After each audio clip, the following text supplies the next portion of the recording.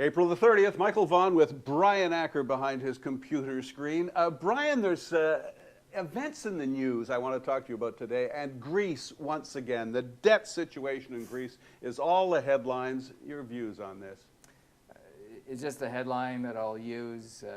Sovereign debt has historically been very, very risky. We now have two Corey letters that we talk about the subject. There's a book out that we quote a lot from Reinhardt and Rogoff on 800 years of data where sovereign countries default all the time. This is nothing new. And, just in South America? Well, Argentina has 6 times. But no, every country has, including the United States. So the focus, I guess, the long and short of it is the focus is on debt. Investors are focused on the most egregious, certainly, countries. But as time goes on, more and more debt is going to be added to individual countries, for sure. And that's going to have consequences. Well, is Portugal or Italy or Spain far behind Greece? They're not as egregious as Greece, but certainly the level of debt is a concern. So what we did is, in 2008, 2009, is took all the bad assets from the private enterprise balance sheets, and we just shifted to the public. We needed to do that. Yeah. There's anything wrong with that, but it would have been the world Great Depression if we didn't. I understand. But now the debt's on the public side, and so people are going over the most egregious. Our issue here with Acker Finley, and we've been warning people about it, we'll warn again people, this will be a story for quite some time, because the balance sheets of these individual countries have shifted dramatically. Right. But the currency values have not. No, look at the euro. I mean, even with the pigs, the euro's holding up surprisingly well. Well, 132 is down from 160 in terms of U.S. dollars. But remember, the euro came at par, went to 85 cents, yeah, and went to 160. What is the appropriate value of the euro? Certainly, I would argue we could go to one-to-one parity with the U.S. dollar over a period of years. We haven't seen currency variability for quite some time. I suspect you're going to see that more. And obviously, if you're investing in equities or fixed income in these particular countries, you're going to get severe results in terms of losses if you're not very careful about the currencies that you're investing. Well, how are you protecting my portfolio? And I think I know the answer. Well, again, from 2002 onward, every client here at Acker Finley has Canadian dollars. Yeah. So we converted all our money at 68 cents. I know at the time when we said par, a lot of people thought we were crazy. But now it's not only our story about how well we're managing our balance sheet, but now the added story is how much worse the balance sheets will be of the other countries. Yeah. For instance, the United States will be almost 100% debt to GDP in 2020. So again, from a Canadian perspective, all your assets, I believe, should be in Canadian dollars if you plan to retire here, obviously. And also, even in our U.S. dollar hedged. Our equity fund, where we have been hedged since 2002. So. All right.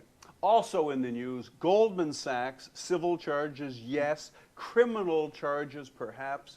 What are your reflections on mighty Goldman Sachs? It's complicated. One is Goldman is quite lucky, actually, that sunlight, if you will, has been shone on this particular deal. I can tell you unequivocally that this deal is pretty benign.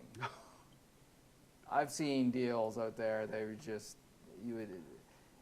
they made no economic sense at all, and morally and ethically and everything else. Do you do business with Goldman Sachs? That's an interesting story. Back in 99-2000, we do have a small proprietary trading desk, and we used to do business with Goldman Sachs.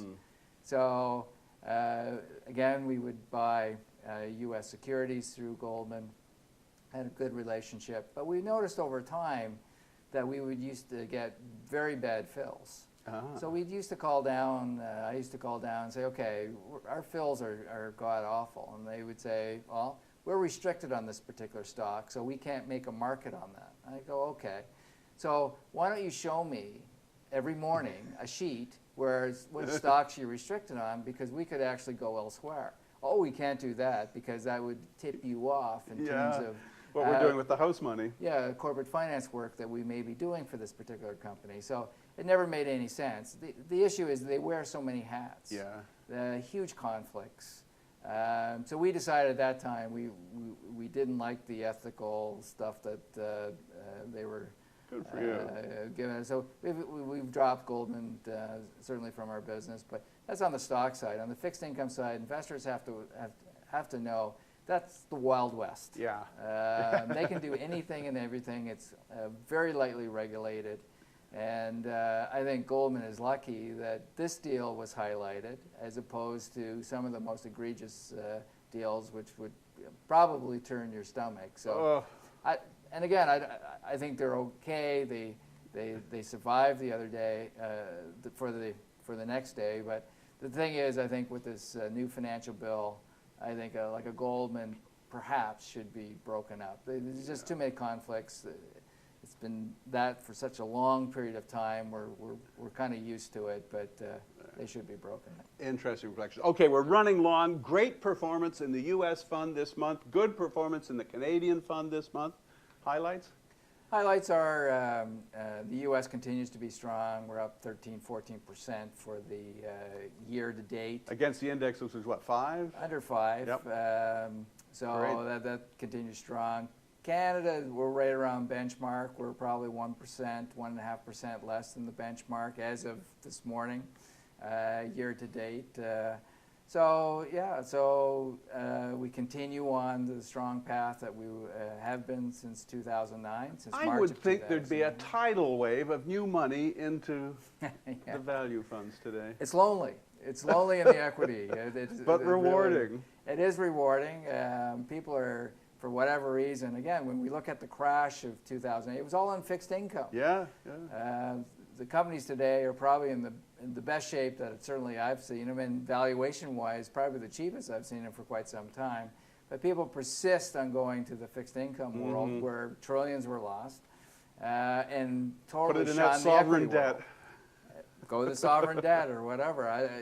They're going, but just as soon as you mention the E word in terms of equities, they just can't handle that. So it's a little unfortunate, but for those who are in there, I still see the gains continuing, certainly in the future. So. Always interesting talking with you, Brian. Thanks for your time. I will see you in May. Good to see you, Michael.